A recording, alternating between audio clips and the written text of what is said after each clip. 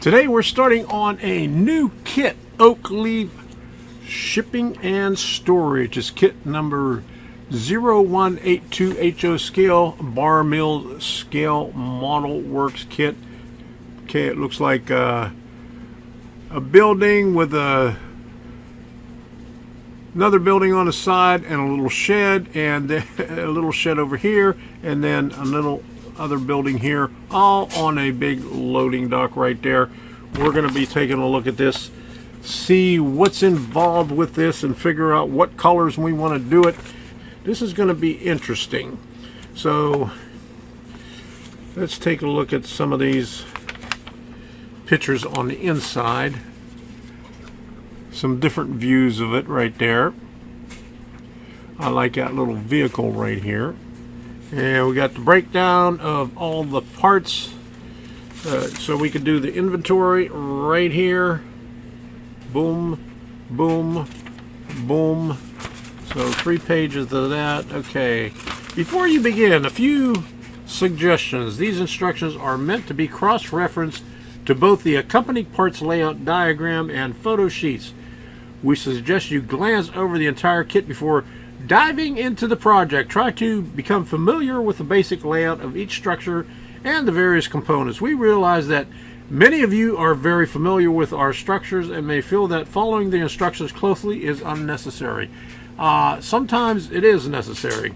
This is mostly true for the experienced builder. However, there are always a few critical steps in constructing our kits that should be accomplished in order suggested, and sometimes, you know, some parts on there are you're left in the dark. So because these are so many options, we generally leave the painting techniques or finishes that can be applied to the model up to the individual builder's personal preference. However, to avoid warping of the wood, solvent-based paints recommended. Use the rattle cans or use your airbrush, and always brace the wood, the walls. To achieve an even finish for all painted parts, we prime them using an inexpensive gray auto primer prior to applying the final color. If you prefer to use water-based paints such as polyscale, as we did on our prototypes, make sure to first add a coating of primer over the surfaces before applying their final colors. Our favorite base coat has always been Color Place brand, exclusive at Walmart, the real cheapy ones. Equipment grade paint. We understand Walmart may have relabeled the name of this product, so we may have to look around for another at the under $1 can. It's probably about $3, $3.50, $4 by now. We use polyscale, depot buff, and earth for our models, painting the window pieces reefer white. So good contrasting colors. For nearly all glue joints, we recommend using Aleene's original tacky glue, which I always use. Available at Walmart and your favorite hobby store, craft stores, and other drug stores, as well as traditional yellow carpenter's glue. Aleene's tackiness will help hold parts in place as they dry. Plus, it's fast drying, strong, and yet remains flexible to allow dried parts to be aligned with others, or in the worst case, taken apart and re-glued. Like if you make a mistake, you can always take it apart and redo it later on. You'll need a wire brush from Micromark, clothespins, rubber bands, yellow carpenter's glues, ACC cement, single edge razor blade with holder, X-Acto knife, sanding block with 150 and 220 grit sandpaper, sanding stick, glue some sandpaper to a popsicle stick like I did a long time ago, tweezers, stiff quarter, and 1/2-inch paintbrush. First things first, this is a simple kit, so I'll let you look at that right there. I'm not going to read the rest of it, but you get the idea. They walk you through what has to be done on here, and this is all I'm going to do here. The rest of it's going to be over on the workbench. This kit comes with shingles that are already weathered. It's called Weather Gray number 0222. One of the other kits that I did was a darker one that we lightened it up with some gray and some other colors, but this one looks like we won't have to do that. But I think we have to glue these on, but because this does not look like it is peel and stick, so we're going to have to use the glue and apply these shingles to the roof sections. So that's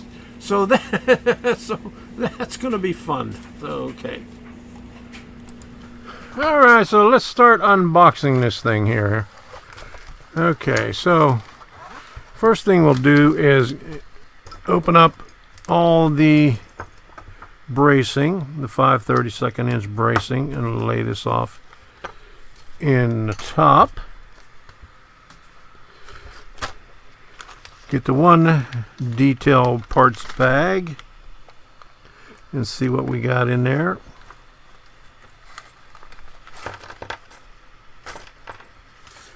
And the other one.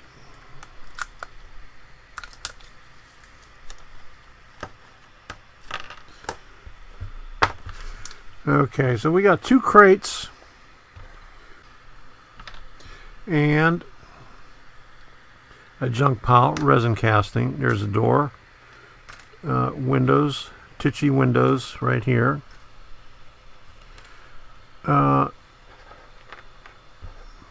This is the reflectors for the lamps. Here is,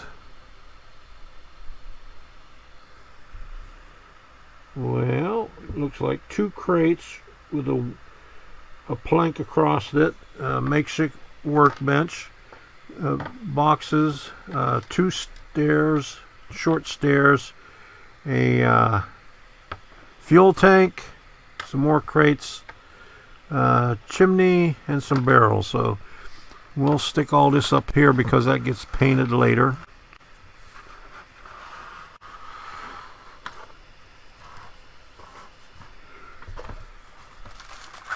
Now the goodies, and you already saw this and the other wood. We'll just leave them in there for right now. So here is the stuff that we're going to take a look at right here, and we'll do an inventory.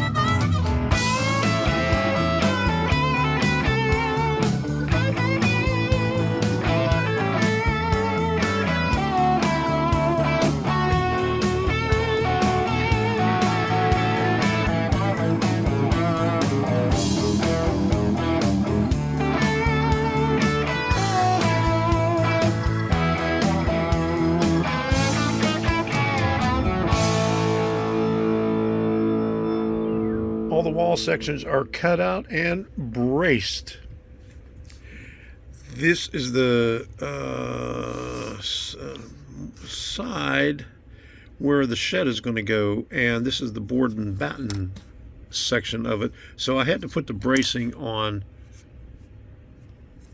horizontally instead of vertically, but I'm going to add vertical bracing right here just to aid in assembling these pieces here, because you can see I got the vertical bracing here on the edges. That just makes it easier to align everything when you're gluing all the pieces together. And I got all the detail parts primered. I primered the windows and doors with khaki like I did everything else, and then I went over with In the Buff our favorite off-white color. It made it a little bit darker than white, but that's okay. We're going to leave it just like that. It gives it a little weathered look. And here's what it would look like up against the walls. I did all the 1/16 of an inch corner pieces and the 5/16 inch square with khaki, and then went over with in the buff, just like I did with the windows and doors. And here is the paint in the buff, Max Flex All Surface by Glidden, and Rust-Oleum camouflage paint in khaki. All the trim was done the same way with the khaki, and then in the buff over top of it. And then the doors and the sign was deep forest green, and that is this right here. Another camouflage, deep forest green. The rest of the pieces will be stained with our favorite India ink alcohol solution. This is all the bottom and the supports and railing, rafters and railing, and the wood decking. And then we'll have to paint the bottom half of the roof. Just maybe touch it up with black, and we'll be good to go. I'm not going to do anything with the shingles, just going to leave it like that.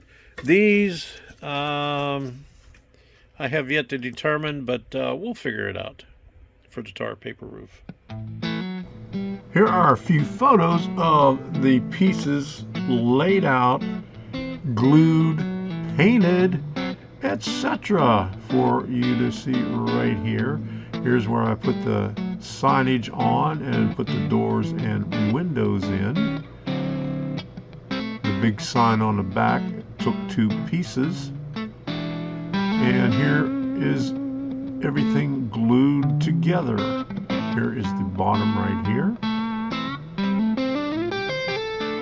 The rafters on the board and batten shed, I had to make some changes on it. The 5/64 piece that holds up the side shed roof goes under the scribed line instead of on top of the scribed line.